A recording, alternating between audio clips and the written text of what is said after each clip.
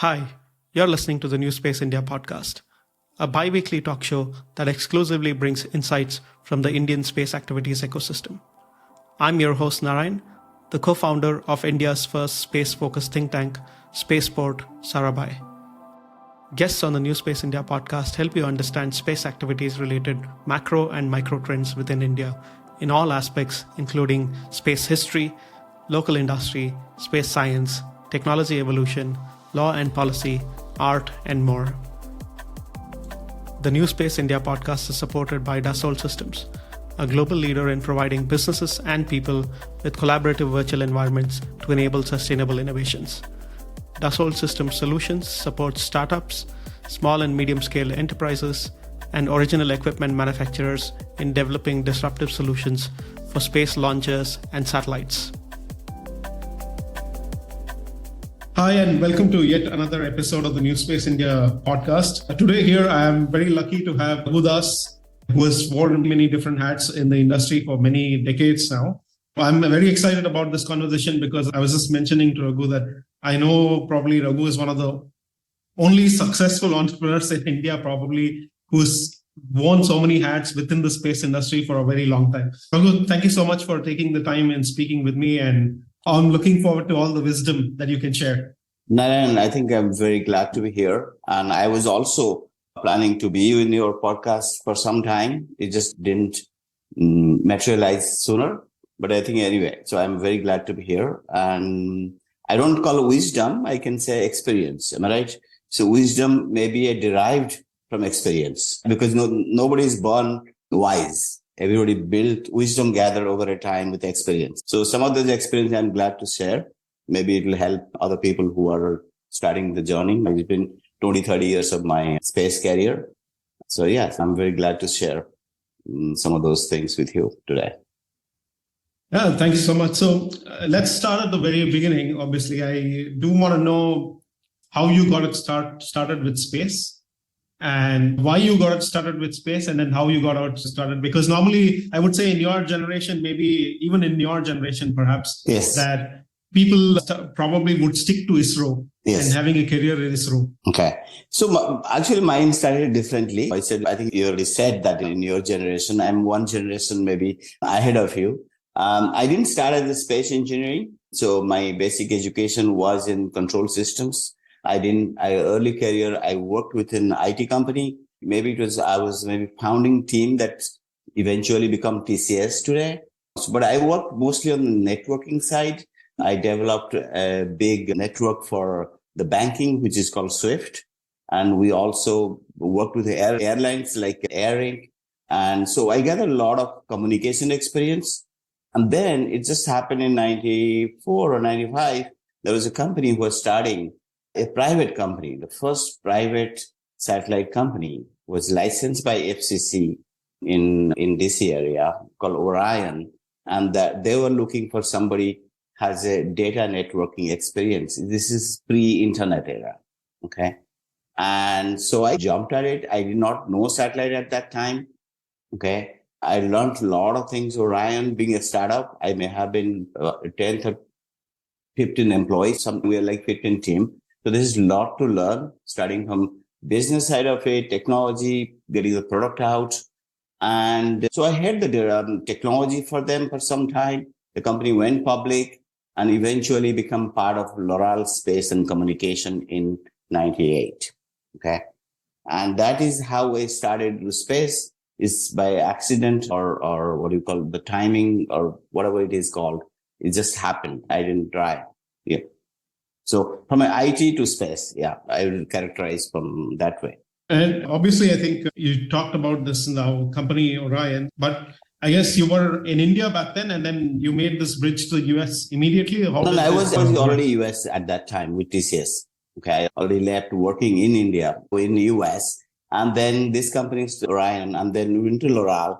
And that is the time I just sensed that India is opening up. So one of the products that I very early on I brought in was internet over satellite. Okay. And that was the Orion's flagship product that I helped build that product at that time. And because if you say go back to 98, internet was almost unavailable in most of the places around the world. And we had built satellites that could reach out to most part of the world from US. So with one hop, okay. So we had a satellite that could connect from Hawaii to Asia, okay. And then that is how I became. And then I moved to India to basically and looked at the businesses for L'Oreal at that time. It was part of the L'Oreal Space and Communication. So I looked at that business, and for some time we had a joint venture. I managed that, and then I kept on staying in India for a long time after that. Yeah. And what was the entrepreneurship environment back in those days when it comes to, as you said, like the pre-internet era, Satcom trying to come up? Today, there is a lot of demand or supply in entrepreneurship, and when it comes to space, I'm sure that the word startup may not be existing back then. Yeah, but not in space sector. Maybe in telecom sector, there were many companies came up, including Cisco and other guys. Like I can tell handful of companies, but only the first internet company that came up in Netscape was the first. Then Yahoo and all this time in my time, which is mostly networking company. But I went in a space company in a way. So space was pretty much actually not touched by anybody entrepreneur until 2004 when Elon started it. And at the same time, I also started Protostar. It's early 2000 when people started to think about getting into space, and space can be done by entrepreneur. Before that, maybe Orion. Orion was a startup company, same time as Panamsat when they started the satellite companies. But Orion had a partner like British Aerospace, Martin Marietta, and all this guy. It was still an old space trying to create a new space or mid space, I would say, maybe between new and old. But it gave me a lot of experience in, being an entrepreneur, you need to have a lot of experience from engineering to business, everything in between a regulation. So I learned a lot from Orion time, opening some of the countries like India, Indonesia, Singapore, Thailand. All these countries, you open the regulatory. Regulatory is the biggest hurdle to get into the space. And as long as you can get that out, then you can do it. So I worked for L'Oreal for some time, then in EMEA in UK for some time, then I left. And then I started Protostar. So it was tough because funds were not available. It was still different. Very handful of companies were actually starting because maybe iDirect, we started out at that time. Then you had, of course, SpaceX, Protostar, and following that we had ABS, Tom Choice company. So there was a handful of startup companies in early 2000. And with Protostar, what was the vision and how did you manage the whole venture around it? Obviously, there are many aspects to this because it's regulatory, it's funding, it's execution, it's many things. Yeah, I think regulation from me, if there is a need, any regulator will support you. The first thing is you have to find a need. You cannot go, I want to do this, I know it. You have to basically, the country has a need. Starting from internet, when you first came to India, for example, at that time, when you brought the internet, both VSL, STPI, both the government organizations needed something. So they worked with ISRO for us to get the landing rights. So because it's a need defined. Then we find in the process, when we started Protostar, and we focused mostly on India as a primary center because the appetite for broadcast and the capacity, satellite capacity was really very big. And in the time, a lot of Indian companies were starting to basically get a direct-to-home program. And at that time, ISRO did not have that many capacity on the KU band. Okay. So we saw a niche there. Okay. And so when you start looking at how to basically get to done, because there is a need defined. Okay. And we are able to basically get Agrani was the first private satellite licensed by G Group. And we're able to leverage that licensing. Okay. Then go to market. At that time, if you start building a satellite, it takes 36 months to 40 months. Okay. And no customer will wait for you to have a 36 to 40 months. But we identified a path which could shorten that 36 to 40 months to 18 months. So what we looked at, what are the satellites is half built? Oh, those time people are enthusiastic about building large satellite, but then they used to always default in such a way because there was a satellite was basically supposed to be export to China, and that was half built by L'Oreal. It was already built, but the State Department stopped it because of export control issues. And then we grabbed the satellite, reoriented, and launched it within 18 months. Okay. So that is how we go to market. So finding the need you would basically give the regulatory, and then finding a solution that meets the customer expectation, because no customer for direct to home could wait for 40 months, because the 40 months the business would have changed. So we deliver within 18 months the satellite, and then send to Videocon by other satellites. So we get a very big customer base built around direct to home, not only in India, both in Philippines and also in Indonesia.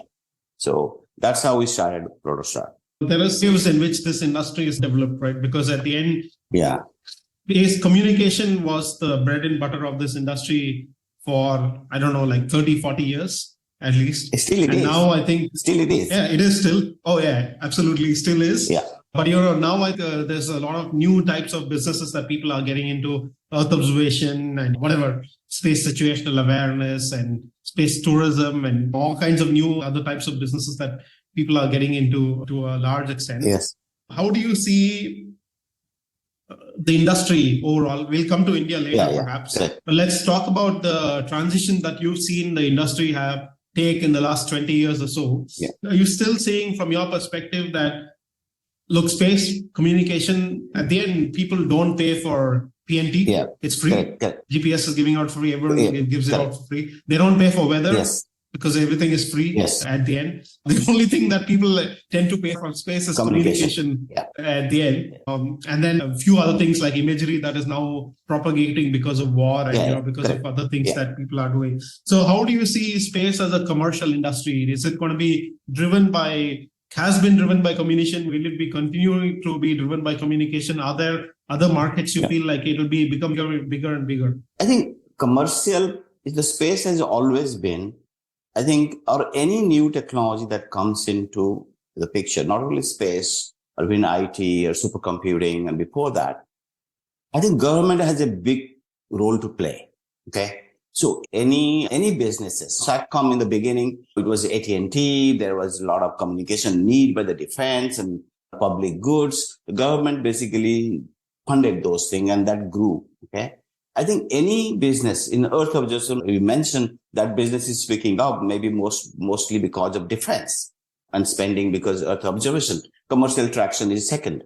So I think there is any business you start has to be first is government. Either it become research organization like NASA or DOD or any governmental needs, but it has to start that way. That's that because US spend a lot of money on the research and defense. That's the reason the space industry in US is very strong. So I think, but over a time, it will go to commercial. I think for a long time to come, I think communication is a basic need for a user, right? Everybody needs that. Maybe in the beginning, it could be TV, then you go to internet, then you could be direct to device. Then as the space and more space assets are deployed, then you will space communication. So communication always will drive the business because that is the basic thing you need to basically pass information. Without information in pass, nothing else can be built. So this is an infrastructure project, I would say. The communication will be bread and butter of the space industry for a long time to come. But then other industry will come up. Then again, you'd see, I think then we have to find real application that makes space good. Maybe in space manufacturing, you can get more pure product, maybe microgravity, space mining, maybe in future. So then there will be other industries coming up, like maybe refueling, in space servicing and things like that. But I think it will be communication, Earth observation, space exploration, and then all ancillary business around it. Of course, lunar and Mars colony are the future, maybe in the next decade or so. So it's how fast and how slow the space industry grow. It depends on how humans and the government as a whole work together in the common solution. But if we're fractured as is today, the countries politically, it's very difficult to grow space into exploration would grow. We need a peaceful period for the industry to grow.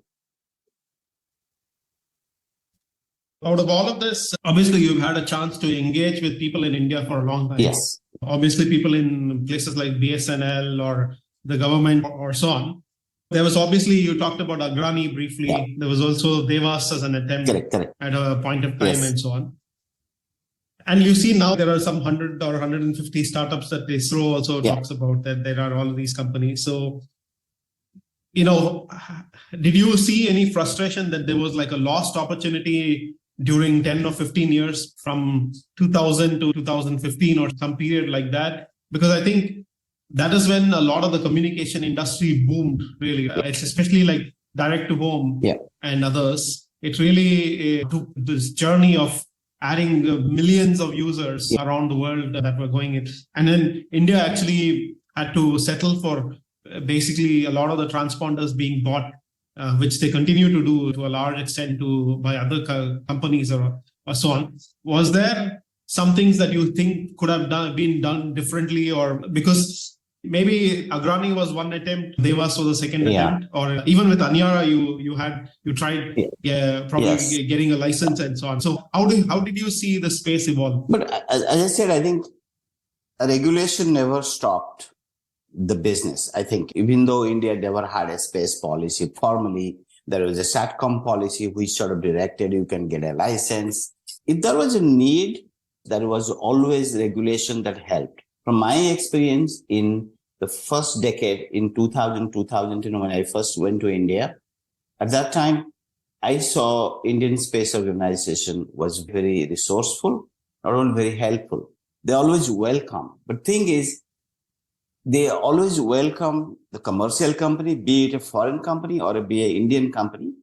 They always welcome as long as you are solving an issue. You have to understand Indian space industry came up with the idea of helping the public, not for research, doing the defense or going to moon. That was not the objective. Objective was to how to help the economy, how to help the education, telemedicine, and things like that. Anything that we started to do that helped Indian industry, the ISRO was very helpful in that. Okay, I would say. So there was no issue with the regulation. Unfortunately, maybe it's a political or maybe not, they was run into an issue. Okay. And when the spectrum values were maybe in the media, I think everybody played a part to basically spoil the entire environment for some time. Okay. So between 2010 and 2017 or 18, okay, there was a time when there was no progress in ISRO. See, or the policy making CIS or whatever. There was a policy generally, but even that policy never acted on it because the fear of having these issues with media, the government, politics, I think played in that. But I think once you're over that, now we are seeing a trend where there is a better environment for the space. I think it's all timing. And at the same time, India also trying to build more than the entire, the need of the public. They also have the new aspiration, how to basically move to space, how to basically get their share of success in space exploration, other things with ISRO's initiative, both in Chandrayaan, Gaganyaan, and other aspects. So the things have changed. The needs have changed now. Okay. And ISRO is more proactive, and which is really good for the entrepreneur. But as far as I don't think I had any, I would say, not bad experience, even any experience that was basically not good until 2010, 2015. That was a time it was almost stalled, the activities in space in India.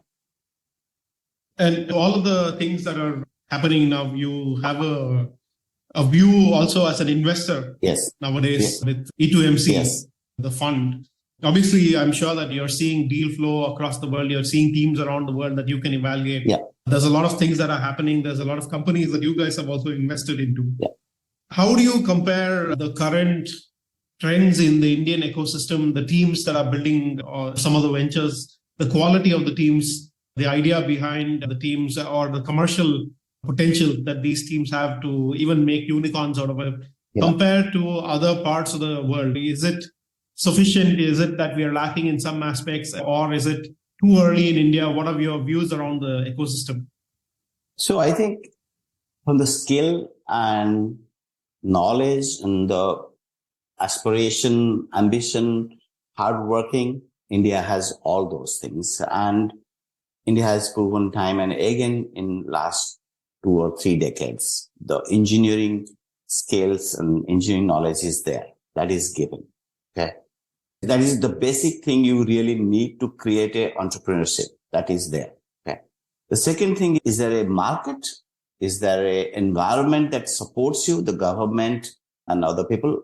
Yes, that has changed now in last 3-4 years. There is established NewSpace and handholding by ISRO.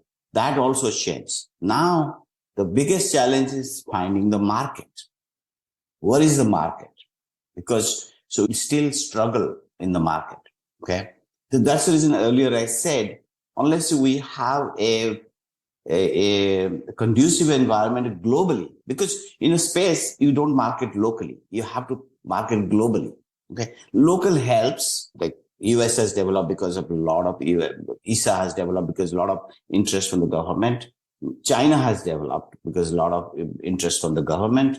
So India also should develop. There should be a government spending or investment or buying, either way. So it helps the industry. So that is something missing. Once the government does maybe 10% of it, the entrepreneur in India, I have seen, they can fly 90%. They just need 10% help.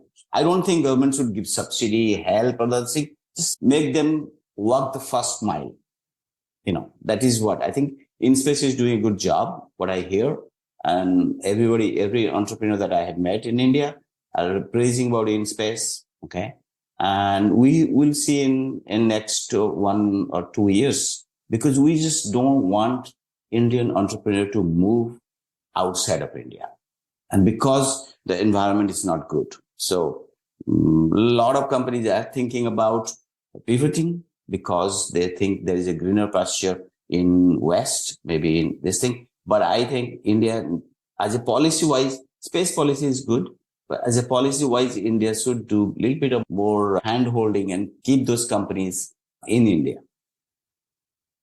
And just to double down on this, the word hand-holding is a very interesting word. It has a lot of context depending on who you talk to inside the system. For me, I think you can maybe confirm it or you can maybe present your views on this, which is, I also am on the same page. Subsidies are not a great way of encouraging companies at the end. It would be much more effective to provide people procurement routes and opening challenges to procurement than giving somebody money, because at the end of the day, the money will just be spent at the end. But procurement means there is competition, there's all kinds of, there is a customer who's an anchor and a lot of the other things that come with it.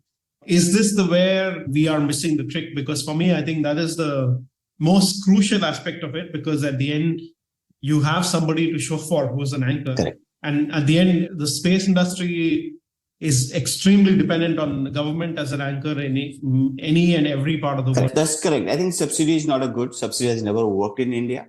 Okay. We have a flourishing IT industry. It didn't have a subsidy method. It had a buying method, even though or enabling. So subsidy will never work. It will be contract, but I don't see the government budget that much that could help in a way. So ISRO almost has no procurement budget generally for their own mission. I think the defense has some budget and they're encouraging people to come up with this thing.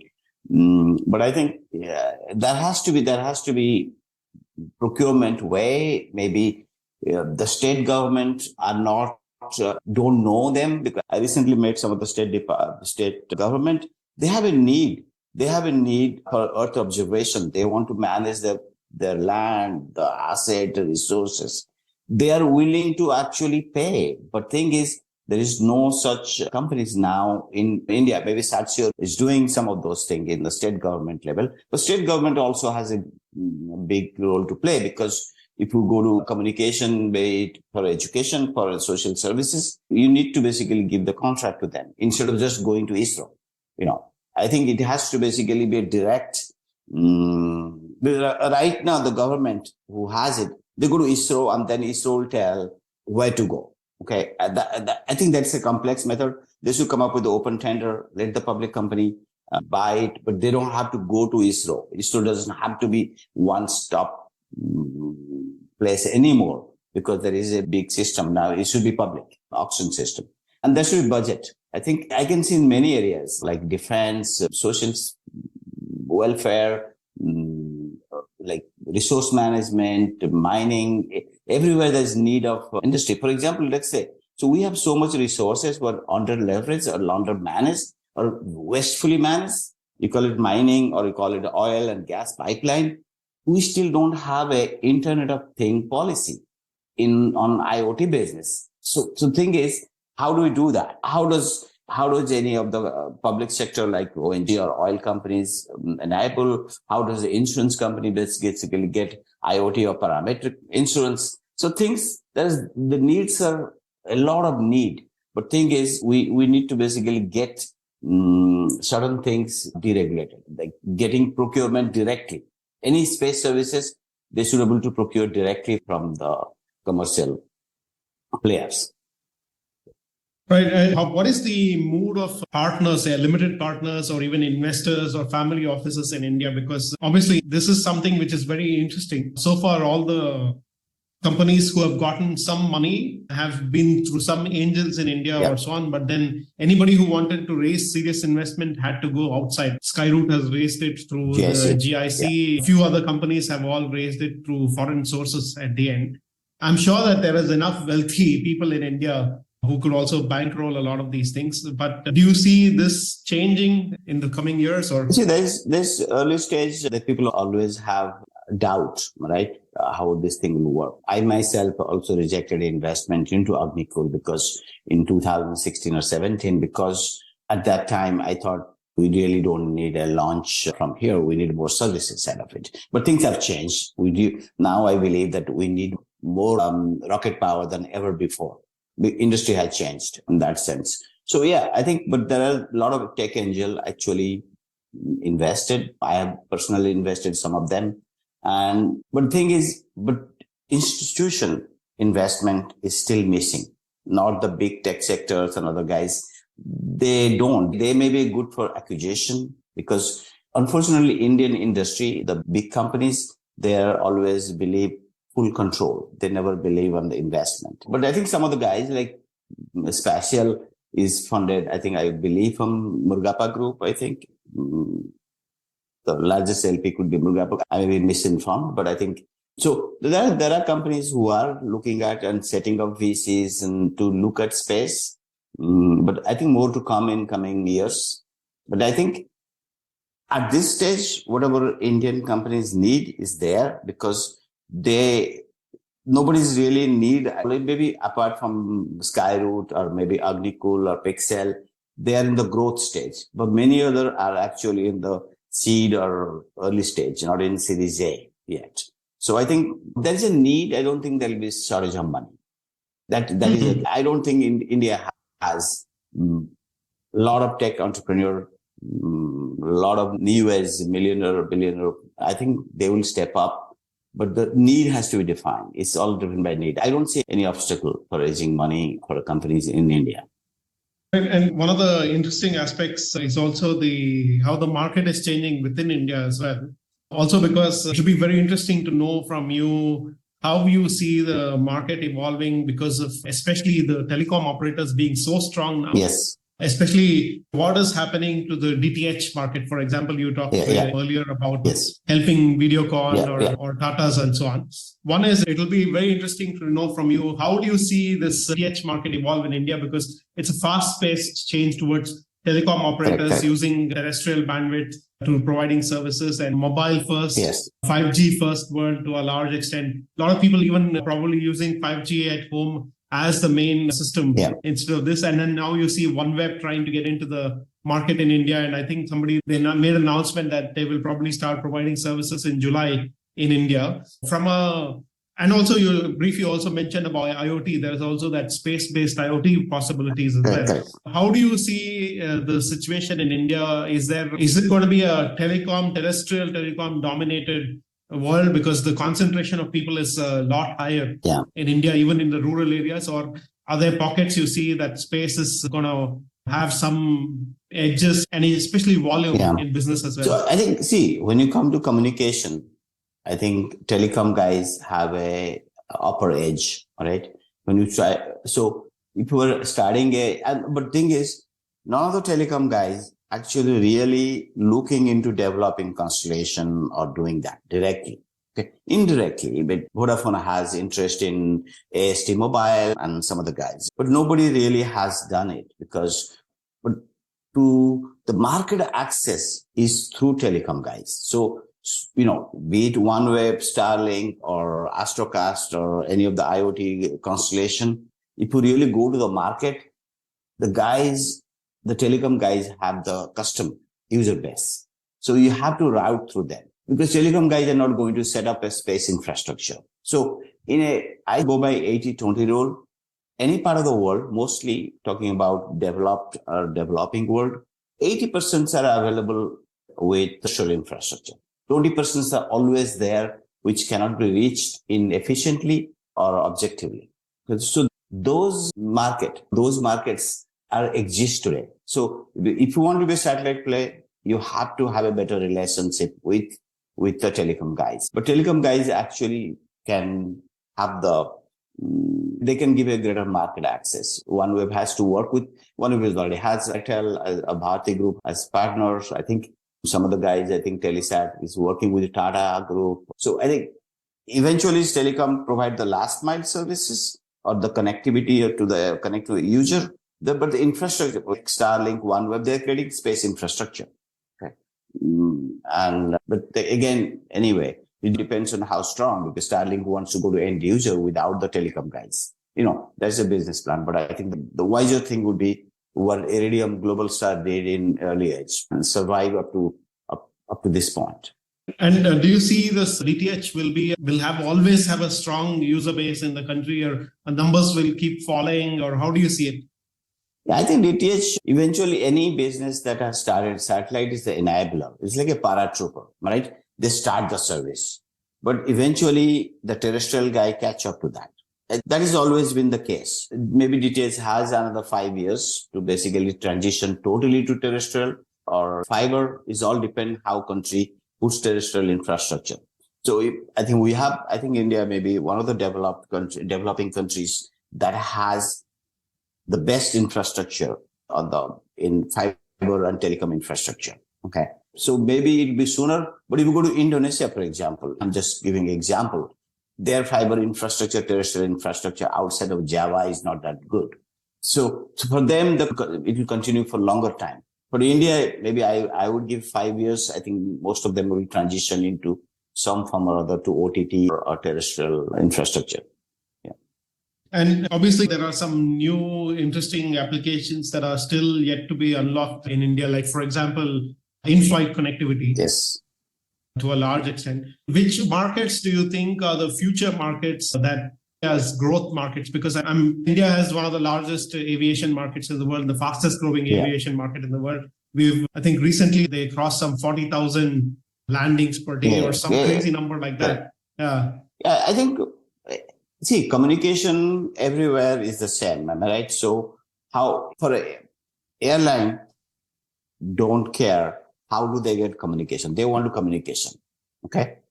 So the question is, if there is any other method to connect them, then maybe satellite will not play a role, because it takes a long time to establish.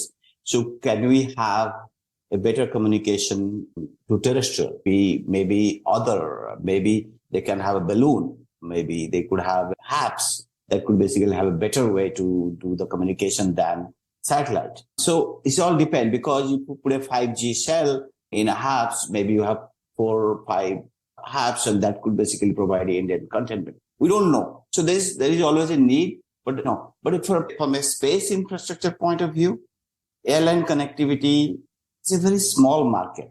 So I cannot basically invest in a constellation that's focusing on airline. But then if you have to do airline, you also do maritime, you have to do the ports, you have to do everything, then airline is part of the business. I don't think you can specifically develop a satellite solution for dedicatedly, but it has to be in creating a constellation or infrastructure. So there are businesses, but one other thing that I think would be important is having a network, not for the access. I think access is now belongs to telecom guys. Okay. But the trunk, when you say backhaul, for example, let's say India is getting stronger presence in foreign countries. Okay. Indian defense also getting stronger. Indian banks are also getting stronger. But if you have to basically, let's say there's a totally big base for the banks and Indian companies in Africa. Let's say you have to collect some of the information back to India, some of those data centers, some of the intelligence, all these things. So then how do you do through fiber? It may be intercepted by somebody and stolen. So what do you need? A space trunking solution. If you go back to early days of internet, it was basically Flag and Globecom or some other company who had a fiber network. And then everybody used to connect them, Unet, Quest, and all the guys. So I think there is a need to connect trunks or giving a bypass to terrestrial for very highly secured or valuable information like banking information, defense, intelligence. Okay. Yes, I think there is a need. Actually, I'm working on such a solution now to basically build a constellation that would basically connect from any place to any place on the trunk, not access.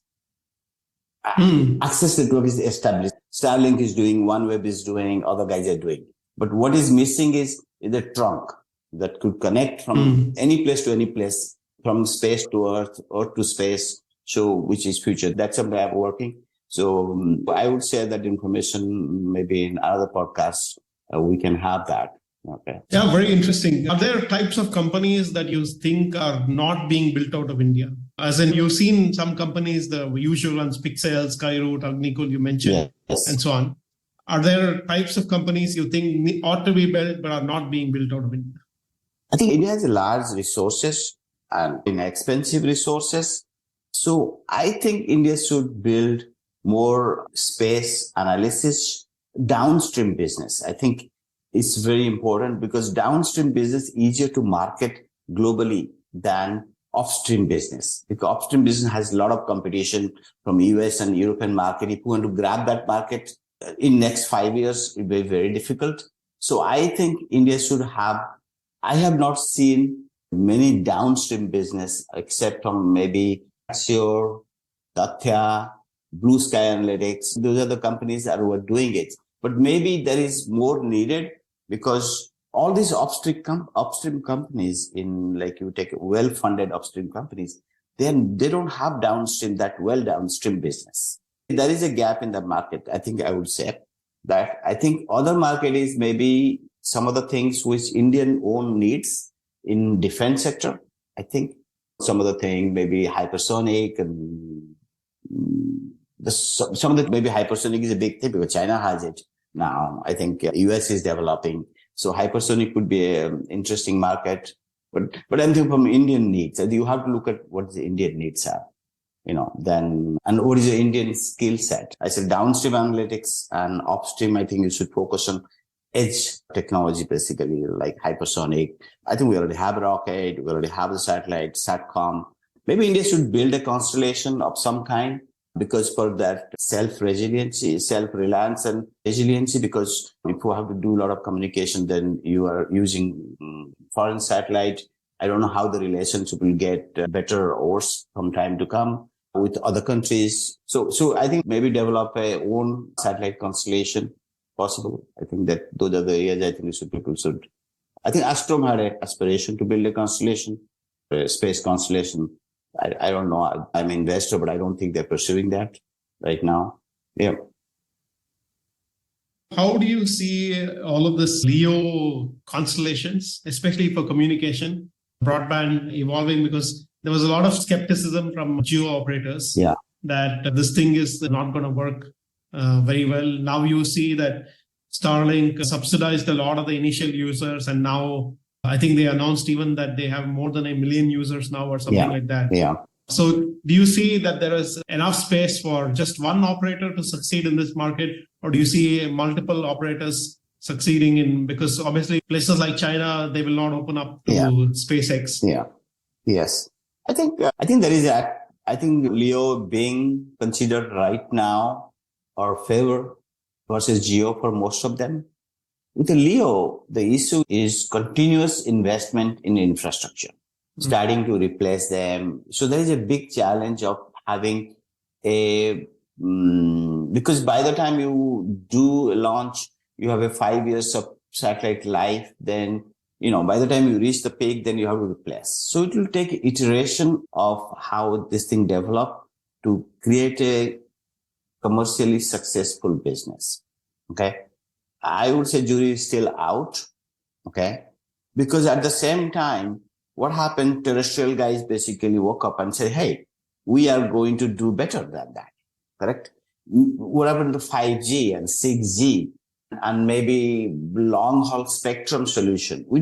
So there are technology can change. So right now, maybe backhaul and fibers are expensive.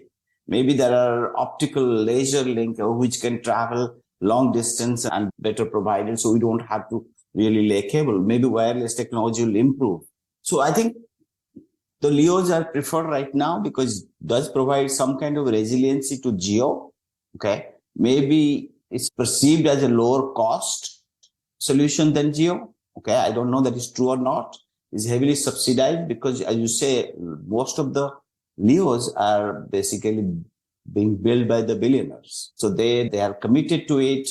Their purpose may be different to basically keep the launch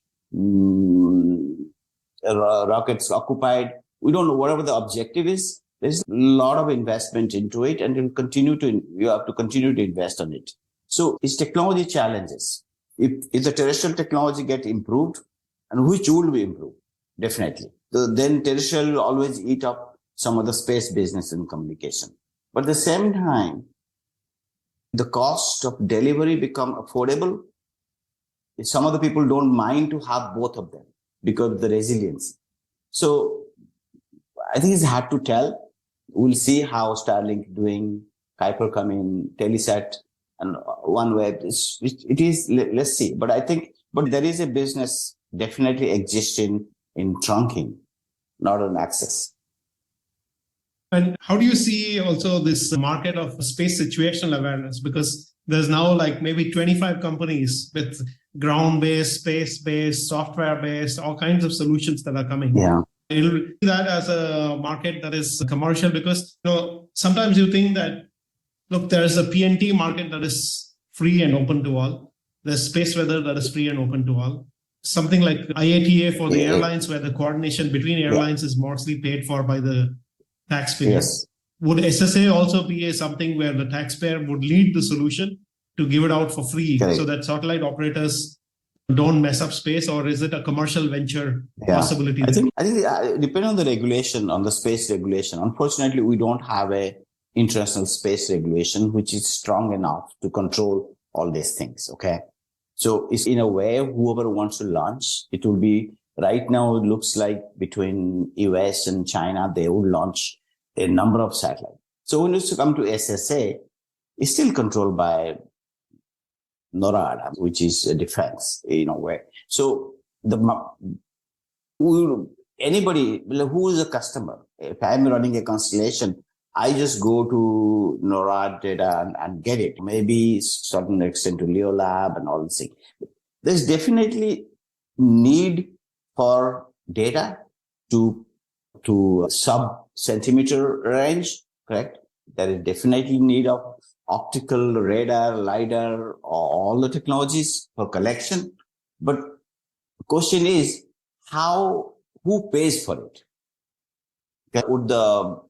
Would there be a ICO ICAO, they might basically their interest maybe go up to basically also monitor the space.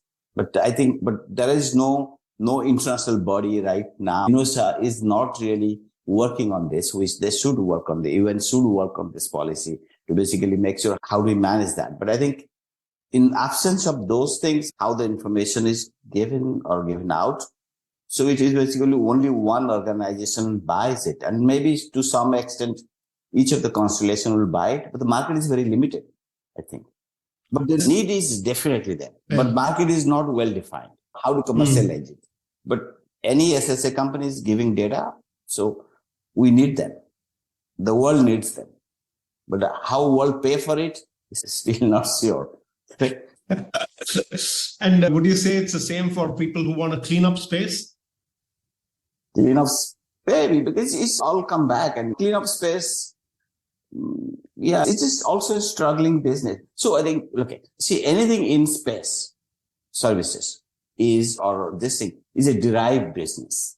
It's not the primary business. Like Earth observation or launch or a SATCOM are the primary business. You can build a business primary. Other guys are actually derived business. So how much really the primary business constellations depend on that? Okay. How many satellites? Because we know life extension, for example, that isn't going for 20 years. That has not been successful. Okay. Now people thinking maybe it will work, maybe geosatellites will work. So derived businesses takes a little longer time to materialize. Correct. So I think even OTV, when it started, orbit transport. So now they're getting traction because there are more satellites who want to go to different orbit than SSO, where the launch is. So there is a OTV business. Similarly, I think as long as you have a larger community of the primary businesses, either rocket or SATCOM or Earth observation, drive the need for such thing, either SSA or this thing. But at this time, I just don't see that many people are crying out for a need. Okay. But I'm not saying not needed. The service is needed. But is it a big business to build in some time? But it's all dependent on the primary space player, including government. Yeah. Absolutely. What would be very, again, interesting to know is one of the problems in the industry, not just in India, but in any part of the world, has been profitability of space companies. Yes. And sustainability of space companies, because one of the challenges that the industry in general, not just in India, but in any part of the world faces is sustainability and return on investment. Yes. As there is.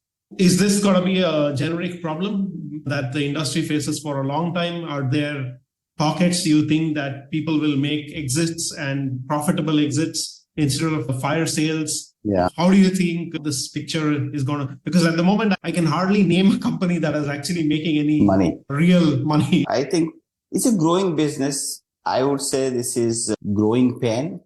Any industry grows through a growing pain and try to establish itself as a market. If you know, to go back to telecom when it started, everybody needed a cell phone. The market is well defined, but many companies went bust, specifically in India. Yeah, I know. Okay.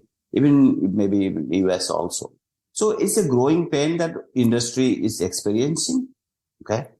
And eventually some of them will consolidate. Idea is, when as an investor, when I look at it, I look at it's not the business ideas that I am worried about, because there are a handful of business idea if you want to do space today.